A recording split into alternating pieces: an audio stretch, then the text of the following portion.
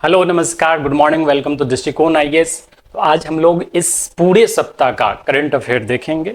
तो बिना समय गवाए आइए हम लोग शुरू करते हैं। पूरे एक सप्ताह का करंट अफेयर्स, पूरा जो भी इंपॉर्टेंट क्वेश्चन बन सकता है उन सबको बिंदुवार देखते हैं। ठीक है, तो जो पहला प्रश्न है इस सप्ताह का वीकली करंट अफेयर्स में, भारत न्याय रिपोर्ट इंडिया जस्टिस रिपोर्ट 2025 के चौथे संस्करण के अनुसार न्याय प्रणाली की दक्षता में शीर्ष स्थान किस राज्य ने प्राप्त किया है। ठीक है, तो एक्चुअली ये जो रिपोर्ट है आईजेआर रिपोर्ट जिसको बोलते हैं, आईजेआर रिपोर्ट यानी कि इंडियन जस्टिस रिपोर्ट 2025, ठीक है, ये 4th एडिशन था इस बार का।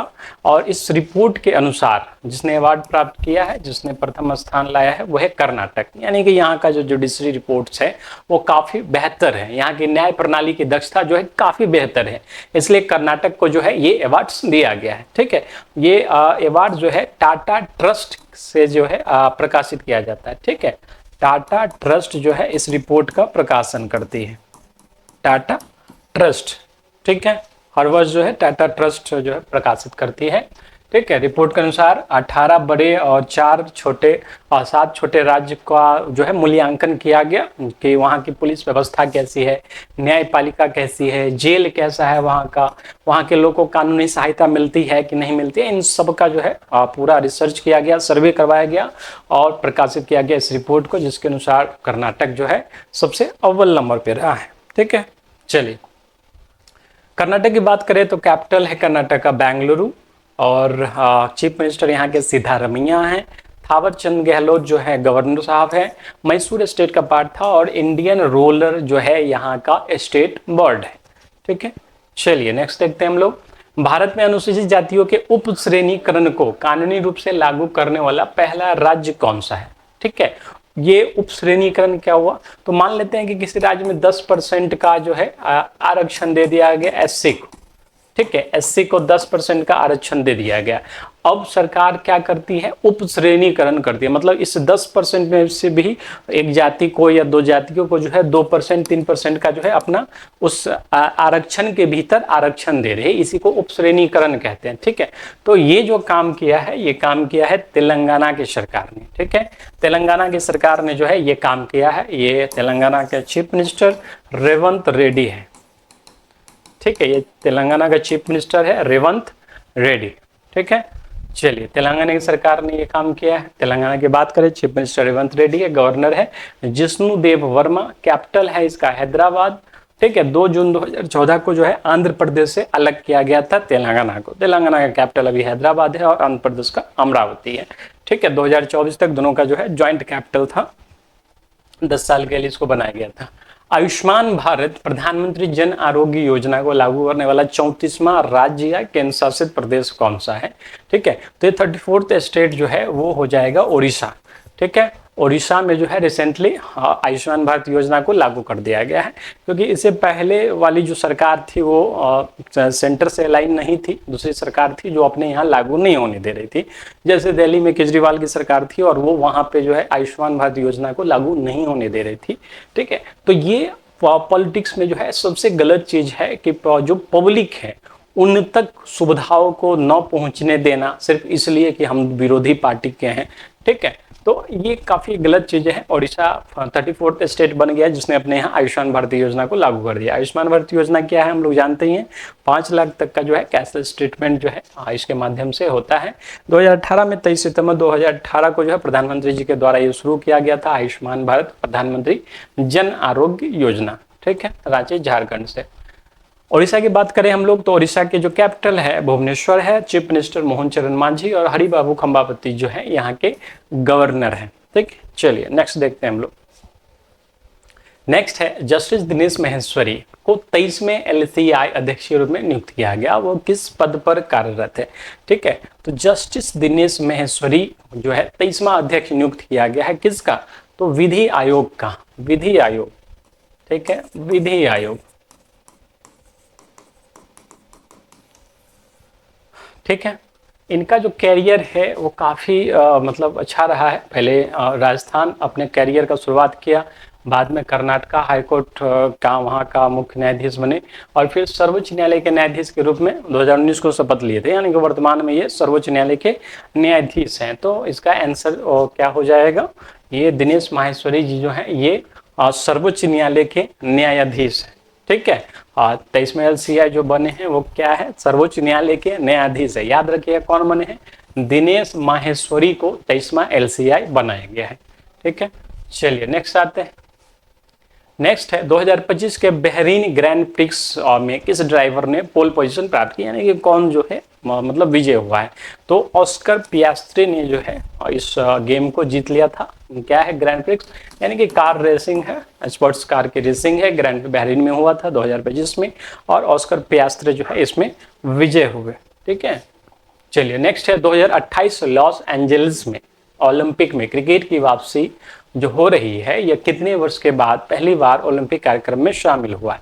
ठीक है, तो क्रिकेट जो है हटा दिया गया था 128 साल पहले और फिर से 128 साल बाद जो है लॉस एंजलिस में जो 2028 में ओलंपिक होगा उसमें क्रिकेट रहेगा। ठीक है, तो ये कंप्लीटली 128 साल के बाद ये इवेंट हो रहा है। ठीक है, चलिए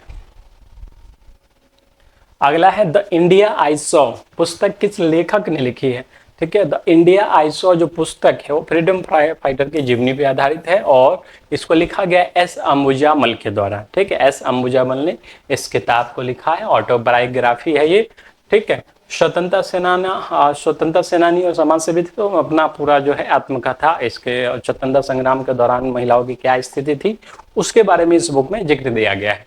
विश्व कला दिवस किस दिन मनाया जाता है। ठीक है, विश्व कला दिवस जो है हर वर्ष हम लोग 15 अप्रैल को मनाते हैं। 15 अप्रैल को क्यों मनाते हैं, क्योंकि इस दिन जो है जो आर्टिस्ट थे लियोनार्डो डा विंची उनका जन्मदिन था। ठीक है, 15 अप्रैल 1442 को जो है उनका जन्म हुआ था। इस कारण से हम लोग जो है जब 15 अप्रैल को ये विश्व कला दिवस मनाते हैं। जो संस्था है वो है यूनेस्को। ठीक है, United Nation Educational Scientific and Culture Organization, जो पूरी दुनिया में कला साइंस और जो भी एजुकेशनल चीज़ें उसको प्रमोट करती है, प्रिजर्व करती है। ठीक है, चलिए नेक्स्ट है विश्व वॉइस डे किस दिन मनाया जाता है। ठीक है, तो वर्ल्ड वॉइस डे जो है 16 अप्रैल को मनाया जाता है। ठीक है, 16 अप्रैल को हर साल वर्ल्ड वॉइस डे मनाया जाता है ताकि आवाज़ से जुड़ी हुई जो भी प्रॉब्लम्स है उसके प्रति लोगों को जागरूक किया जा सके। ठीक है, चलिए नेक्स्ट है इंटरपोल की गवर्नेंस कमेटी में का नया चेयरमैन जो है किसे नियुक्त किया गया है। ठीक है, तो नया चेयरमैन जो बना है इंटरपोल का वो है संयुक्त अरब अमीरात जो है नया अध्यक्ष बना है। ठीक है, नया अध्यक्ष बना है। इंटरपोल हम लोग जानते हैं इंटरनेशनल पुलिस को ही इंटरपोल कहते हैं और भारत में इसी के तर्ज पे जो है भारत पोल बनाया गया है। ठीक है, चलिए नेक्स्ट आते हैं। हाँ, नेक्स्ट देखते हैं हम लोग। अगर यूएई की बात करें यूनाइटेड अरब अमीरात जो अध्यक्ष बना है, कैपिटल क्या है इसका, अबू धाबी है। करेंसी जो है दिरहम चलता है। प्रेसिडेंट है मोहम्मद बिन जायद अल नहयान और मोहम्मद बिन राशिद अल मखतूम जो है यहाँ के प्राइम मिनिस्टर है। ठीक है, अगला है वित्त वर्ष 2023-24 के लिए हाल में जारी पहली बेसलाइन रिपोर्ट जो है वो किन राज्यों को अग्रिम स्थान दिया गया है। ठीक है, तो PIA जो बेसलाइन रिपोर्ट है क्या है, पंचायती जो है panchayat assessment advancement index report है। ठीक है, यानी कि कहाँ का पंचायत जो है काफ़ी ज़्यादा एडवांस है, उन्नत है। ठीक है, तो मेनली ये जो रिपोर्ट है वो ये किया गया है सर्वे SDG गोल्स, यानी जो हमारा समावेशी विकास लक्ष्य है उसको हम लोग कहाँ तक पूरा कर पाए हैं इसको लेकर के ये रिपोर्ट प्रकाशित किया गया था। और इसके दौरान जो है गुजरात और तेलंगाना जो है ये जो है अव्वल दर्जे पे आए हैं ये इस बेसलाइन रिपोर्ट के हिसाब से। ठीक है, पंचायत एडवांसमेंट इंडेक्स जो है इसी के लिए लागू किया गया है। ठीक है, जो SDG गोल्स है हम लोग जानते हैं कि 2015 में मीटिंग हुई थी यूनाइटेड नेशंस की और वहाँ पे 17 गोल्स को जो है 2015 में मीटिंग हुई थी और 17 गोल्स डिसाइड किए गए थे, जिसमें सारे गोल्स है नो पॉवर्टी, जीरो हंगर ऐसे करके।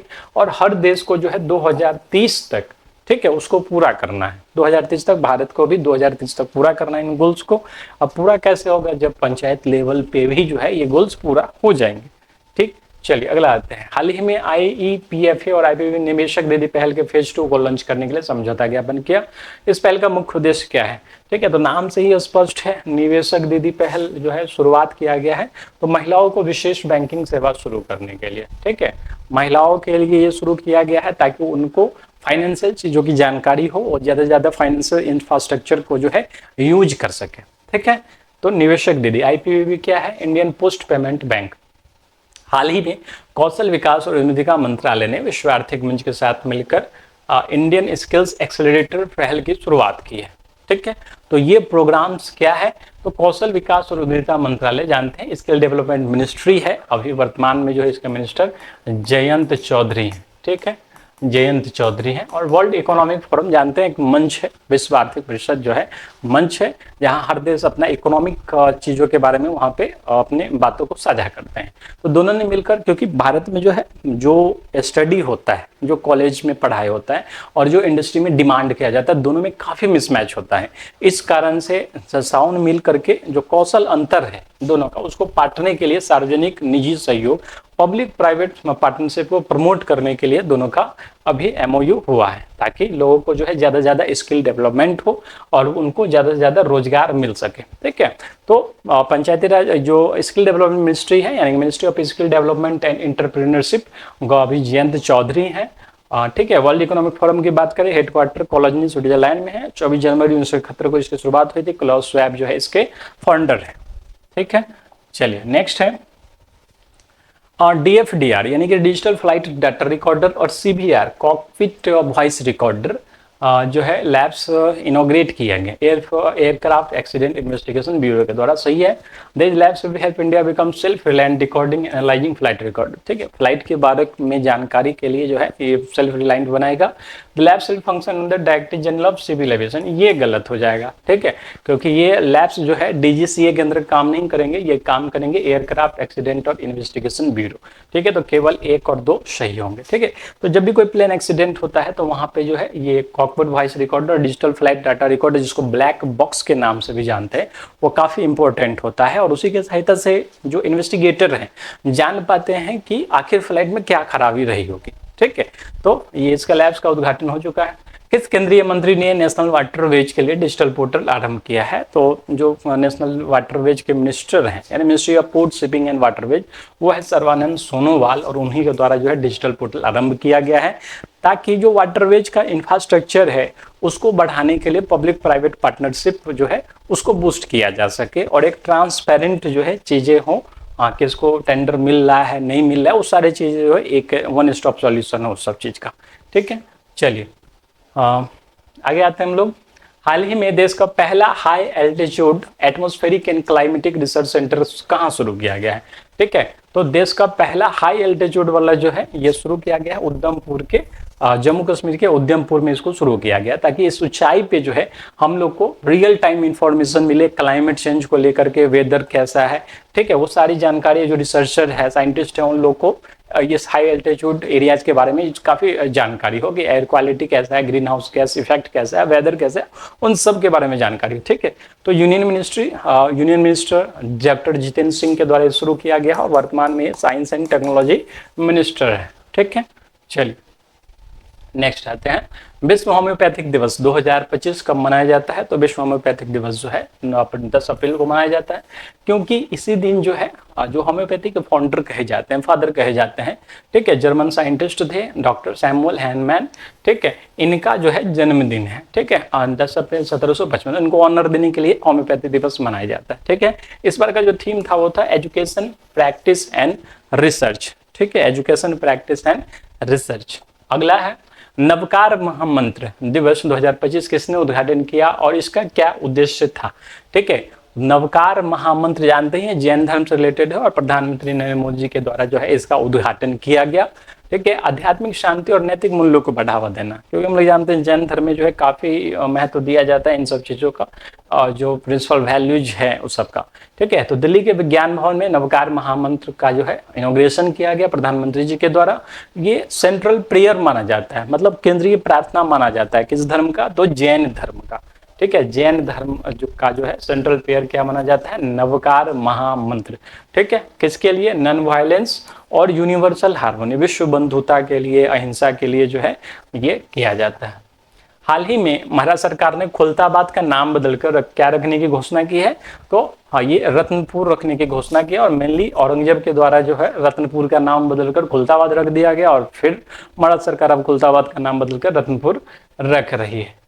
चलिए महाराष्ट्र की बात करें, चीफ मिनिस्टर देवेंद्र फडणवीस है, गवर्नर है सीपी राधाकृष्णन, और येलो फुटेड जो ग्रीन पिजियन है, ठीक है, यानी पीले पैरों वाला जो हरा कबूतर है वो यहाँ का स्टेट बर्ड है।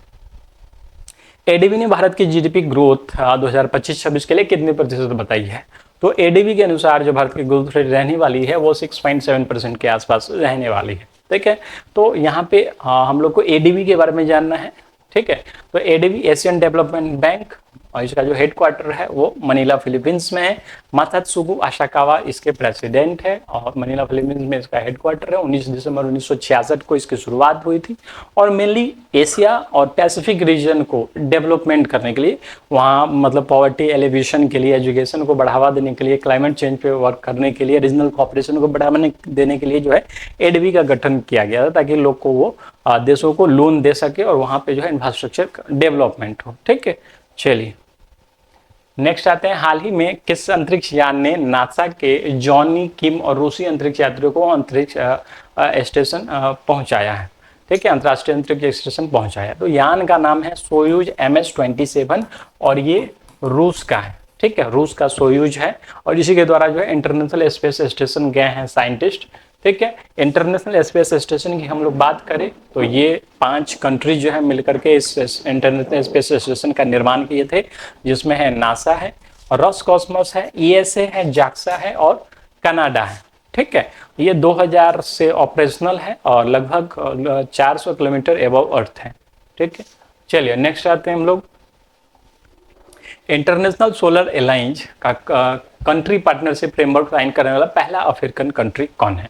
ठीक है, तो पहला जो अफ्रीकन कंट्री है वो है मॉरिशस, जिसने इस इंटरनेशनल सोलर अलायंस को ये साइन किया है। इंटरनेशनल सोलर अलायंस के बारे में हम लोग जानते हैं। इंटरनेशनल सोलर अलायंस जो है वो इसका जो हेडक्वार्टर है वो भारत के गुरुग्राम में है, हरियाणा के गुरुग्राम में है इसका हेडक्वार्टर। ठीक है, गुरुग्राम में है, और इसको जो शुरू करने वाला है भारत और फ्रांस ने मिलकर के इसको शुरू किया था, ISA को, इंटरनेशनल सोलर अलायंस को। ठीक है, मॉरिशस के बारे में जान लेते हैं थोड़ा सा। मॉरिशस का कैपिटल है पोर्ट लुइस है, मॉरिशन रुपया। ठीक है, जो अरविंद कुमार जगन्नाथ जो है यहाँ के प्राइम मिनिस्टर है, और दिनेश गोखोल जो है यहाँ के प्रेसिडेंट है। ठीक है, चलिए किस राज्य के स्वदेशी कपड़े इंडिया को GI टैग प्राप्त हुआ है, तो GI टैग प्राप्त होने वाला है, ये हुआ है मेघालय को। ठीक है, तो यहाँ का लोकल कपड़ा है, स्वदेशी कपड़ा है, उसी को GI टैग प्राप्त हुआ है। GI टैग प्राप्त हो जाने के बाद हम लोग जानते हैं कि उसको एक भौगोलिक पहचान मिल जाती है।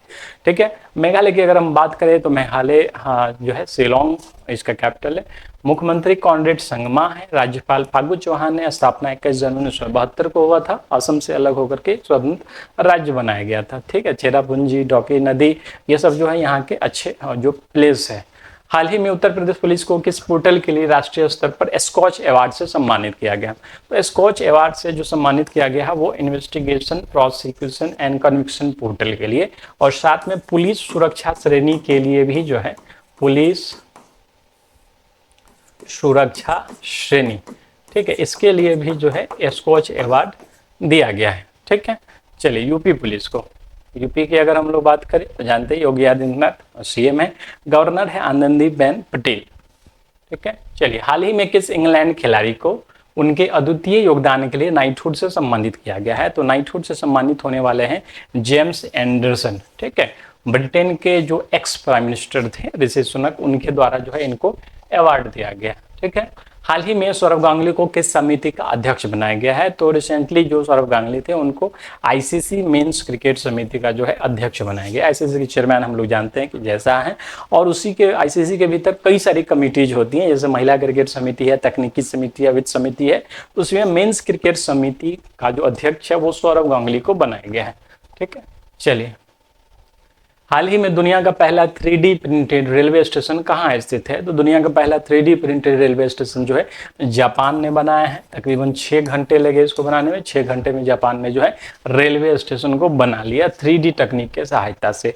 जापान की बात करें तो क्या कैपिटल टोक्यो है, ठीक है। प्राइम मिनिस्टर है शिगेरू इशिबा और यहाँ जो चलता है वो जापानीज येन चलता है, ठीक है। चलिए नेक्स्ट आते हैं। भीमराव, हाल ही में इंडियन सुपर लीग 2024-25 का खिताब किसने जीता है? ठीक है, तो 2024-25 का जो खिताब जीतने वाला है वो है मोहन बागान ने जो है इस बार का खिताब जीता है। एटी के मोहन बागान ने, ठीक है। भीमराव अंबेडकर वन्यजीव अभ्यारण्य कहाँ स्थित है? तो भीमराव अंबेडकर वन्यजीव अभ्यारण्य जो है मध्य प्रदेश में स्थित है और डॉक्टर भीमराव अंबेडकर के जन्मदिन पे मध्य प्रदेश सरकार ने अपने एक अभ्यारण्य को घोषित कर दिया था कि ये भीमराव अंबेडकर जी के नाम पे जाना जाएगा। मध्य प्रदेश का ये 25वां अभ्यारण्य है और अगर हम लोग जंगली वाइल्ड लाइफ की बात करें तो भारत में सबसे ज्यादा वाइल्ड लाइफ जो है मध्य प्रदेश में ही पाया जाता है, ठीक है। चलिए माउंट एस्पर कहाँ स्थित है? तो माउंट एस्पर जो है अलास्का यूएसए में स्थित है, ठीक है। अलास्का यूएसए में स्थित है और इसलिए न्यूज में है क्योंकि इसका जो एक्टिविटी है इस वोल्केनो का, उससे लग रहा है कि निकट भविष्य में, आने वाले भविष्य में जो है ये कभी भी जो है विस्फोट हो सकता है, ठीक है। लास्टली जो विस्फोट हुआ तो 1992 में हुआ था। उस समय भी इसी तरह की गतिविधियां देखने को मिली थी, ठीक है। तो वहां के आसपास जो है इलाकों को खाली करवाया जा रहा है। बोहाग बिहू किस राज्य में मनाया जाता है? तो बोहाग बिहू, बिहू जैसे ही आ गया तो वो असम में मनाया जाता है, ठीक है। बोहाग का मतलब होता है न्यू ईयर, ठीक है। तो असमीज जो न्यू ईयर है उसको बोहाग बिहू के नाम से भी जाना जाता है, ठीक है। तो इसी दिन लगभग 7 दिन का ये फेस्टिवल है, इसको रोंगाली बिहू भी कहा जाता है, ठीक है। असम की बात करें कैपिटल दिसपुर है। हेमंत विश्व शर्मा सीएम है, लक्ष्मण आचार्य जो है ये गवर्नर है और व्हाइट विंग्ड डक जो है यहाँ का स्टेट बर्ड है, ठीक है। चलिए विश्व चेगास दिवस कब मनाया जाता है? तो विश्व चेगास दिवस जो है 15 अप्रैल को मनाया जाता है, ठीक है। तो मेनली जो है ये क्या है? तो 14 अप्रैल को मनाया जाता है विश्व चेगास दिवस। चेगास रोग की खोज जो है इसी दिन डॉक्टर कार्लोस चेगास ने की थी और उन्हीं के जन्मदिन पे जो है चेगास दिवस मनाया जाता है, ठीक है। चेगास रोग क्या है? एक परजीवी संक्रमण है, ठीक है, एक परजीवी संक्रमण है, ठीक है। तो वर्ल्ड चेगास डे कब मनाया जाता है? तो ये मनाया जाता है 14 अप्रैल को, ठीक है। परजीवी संक्रमण है और वो इंडियन सब कॉन्टिनेंट में नहीं होता है, वो लगभग जो है लैटिन अमेरिका में पाया जाता है, ठीक है। हर साल लगभग 10,000 लोग जो है इस चेगास रोग से मृत्यु होते हैं उनकी। राष्ट्रीय सुरक्षित मातृत्व दिवस 2025 का विषय क्या है? ठीक है, तो इस बार का जो विषय था यानी थीम था राष्ट्रीय सुरक्षित मातृत्व दिवस का, वो था स्वस्थ शुरुआत और आशापूर्ण भविष्य। स्वस्थ शुरुआत और आशापूर्ण भविष्य, क्योंकि 11 अप्रैल को जो है राष्ट्रीय सुरक्षित मातृत्व दिवस मनाया जाता है। हम लोग जानते हैं कि प्रेगनेंसी के दौरान, डिलीवरी के वक्त और प्रेगनेंसी के डिलीवरी के बाद भी जो है माताओं की देखभाल काफ़ी क्रुशियल होती है, काफ़ी जरूरी होती है और समाज में इसी चीज़ के जागरूकता के लिए हर साल राष्ट्रीय सुरक्षित मातृत्व दिवस मनाया जाता है। ठीक, चलिए नेक्स्ट है राजस्थान बर्तन बैंक योजना का उद्देश्य क्या है? ठीक है, तो देखिए राजस्थान में जो है एक नया इनिशिएटिव शुरू हुआ है। वहाँ पे जो है प्लास्टिक का जैसे हम यूज करते हैं, उस प्लास्टिक के उपयोग को कम करने के लिए वहाँ पे हर पंचायत में एक फंड लेकर के बर्तन परचेज किया गया और लोग को बांटे जा रहे हैं जिनको जो आवश्यकता होती है, ताकि प्लास्टिक का यूज कम से कम हो सके और जो पर्यावरण की रक्षा हो सके, स्वच्छता बढ़ सके। ठीक है, तो राजस्थान बर्तन बैंक का उद्देश्य प्लास्टिक का उपयोग कम करना है। ठीक है, और राजस्थान की बात करें तो भजन लाल शर्मा जो है ये चीफ मिनिस्टर है और गवर्नर हरिभाऊ बागाडे हैं। ठीक है, चलिए तो ये जो है पूरे एक सप्ताह का हम लोग का करंट अफेयर्स था और इसका जो पीडीएफ है आपको टेलीग्राम चैनल पे आप उपलब्ध हो जाएगा। आप इसका एप्लीकेशन डाउनलोड करके भी वहां से प्राप्त कर सकते हैं। तो नेक्स्ट वीक का जो करंट अफेयर्स है उसको हम लोग नेक्स्ट वीडियो में कवर करेंगे। तब तक के लिए धन्यवाद।